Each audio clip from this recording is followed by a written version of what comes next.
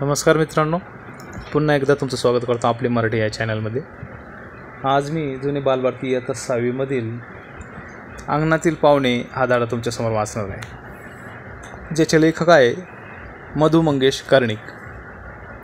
लेखकाच्या जुन्या कौलारू घरासमोरच्या अंगणात सुतार पक्षी, पिंगळा, माकडे, चाणी इत्यादी पक्षी व प्राणी आहेत। त्यांच्याकडे पाहताना लेखकाला त्यांच्याबद्दल इतकी आपुलकी वाटू लागते की ते सारे आपले पाहुणेच आहेत अशी त्याची भावना होते। त्यांच्या सहवासाचे वर्णन या पाठात लेखकाने केले आहे। सकाळी आणि संध्याकाळी आमच्या अंगणात सावल्यांची दाटी झालेली असते। दुपारच्या वेळीच काय ते ऊन येतं। चांदणं देखील खूप उशिरा आमच्या अंगणात पाऊल टाकतं। त्यासाठी चंद्रमाथ्यावर यावं लागतो। कोकणातल्या माझ्या या वेळेच्या मुक्कामात कोणते जुने पाहुणे पुन्हा भेटतात ते कुतूहलानं पाहू लागलो। आता पूर्वीसारखी फुलझाडं उरली नसल्यानं स्वैरपण बागडणारी फुलपाखरं दिसत नव्हती, पण पक्ष्यांचा चिवचिवाट मात्र कानी ऐकू येत होता। त्यापैकी 3 पाहुणे तर मला नियमाने भेटत होते। जणू पूर्वीची कैक वर्ष ओळख अद्याप ते विसरले नव्हते। घराच्या पश्चिमेला भेंड्याचं एक मोठं झाड आहे। त्या झाडाचं वैशिष्ट्य म्हणजे त्याला सदोदित हिरवी पानं लगडलेली असतात। त्या गच्च पर्णराशीत एक सकाळीच तो पिंगळा मला आढळला। बाजूच्या फांदीवर तो निमूट बसला होता। त्याला पाहताच मला खूप आनंद झाला। पिंगळा मोठा, नीटस आणि सुबक दिसत होता। मांजरीच्या पिलाच्या कानांसारखे चिमुकले कान त्याला होते। एखाद्या जनावरासारखं त्याचं डोकं दिसत होतं।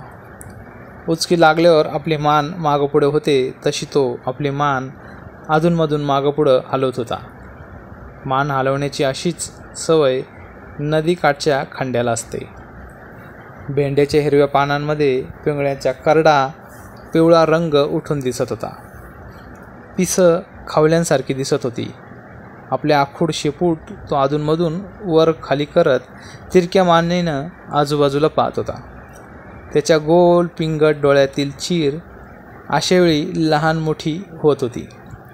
जरा वेळानं त्याला कसली तरी चावल लागली। तो भुरकन उडाला आणि आंधळ्यासारखा धडपडत पलीकडच्या झाडांमध्ये दिसेनासा झाला। त्याचं उडणं अगदी बेढब आणि बोजड होतं। त्याला दिवसा चांगला दिसत नाही म्हणतात। तुळशीच्या कट्ट्यावर बसलो असताना आणखी एक पाहुणी अंगणात आली। शेजारच्या फणसाच्या झाडावर कुठंतरी इतकी वेळ ती धावपळ करत होती। तिथं कंटाळा आल्यानं सरसर खाली उतरून ती अंगणात आली आणि अगदी माझ्या पायाशी निर्भयपणे हिंडू फिरू लागली। मी लहानपणी पाहिलेली तीच ती खार असेल का? का तिची लेक? का नात असावी? तिची लहान खुरी, तलम करडी पाठ, त्या पाठीवरचे तेच ते 3 पांढरे पट्टे, तीच वीजभर शेपटी, ती फुलवण्याची उभारण्याची तीच ऐट आणि तीच धावपळ। आम्ही तिला चाणी म्हणायचो। अशा 5-7 तरी चाण्या रोज अंगणात यायच्या। भुईमुगाच्या मूठभर शेंगा अंगणात टाकून मी तुळशीपाशी बसत असे। चाण्यांना त्याचा पत्ता कस काय लागे कोणास ठाऊक।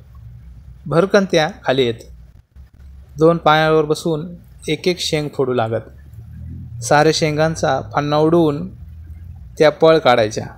धांदल झाली तर तोंडात शेंग घेऊन पळून जात। त्यांच्यामुळं अंगण नेहमी भरलेलं आणि खेळत नाचत दिसे। या खेपेला अंगणात भारद्वाजही मला दिसला। घर नेहमी बंद आणि परड्यात नसणारा माणसांचा वावर यामुळे बहुधा किडेमुंग्या टिपायला यायची त्याला सवय जडली असावी। एरवी भारद्वाज घरठाण्यात आलेला आढळणार नाही।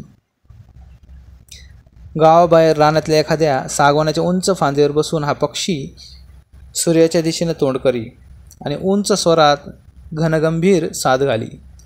कोकणात आम्ही त्याला कुक्कुडकोंबा म्हणतो। तो किती उंचावर बसलेला असला तरी जरा खुट्ट झालं की झुडपामध्ये दिसेनासा होतो। उड्या मारत चालण्याची त्याची ढब दुसऱ्या पक्षात आढळत नाही। लपत छपत फांद्या फांद्यातून वर चढत झाडाचा शेंडा गाठण्याची त्याची मुलखा वेगळी तऱ्हा बाकीच्या पक्ष्यात दिसत नाही. कोकणातील माझा मुक्काम संपत आला. त्या माझ्या लाडक्या पाहुण्यांपासून दूर जाण्याचा दिवस येऊन ठेपला. त्या पाहुण्यांना त्याची काय कल्पना असणार. रोजच्यासारखी एक टुकली चानी अंगणात बागडून जात होती. पिंगळा रोजच्याप्रमाणे डाळीवर बसत होता आणि कुकुड कोंबा परड्यात इकडं तिकडं उड्या मारत होता.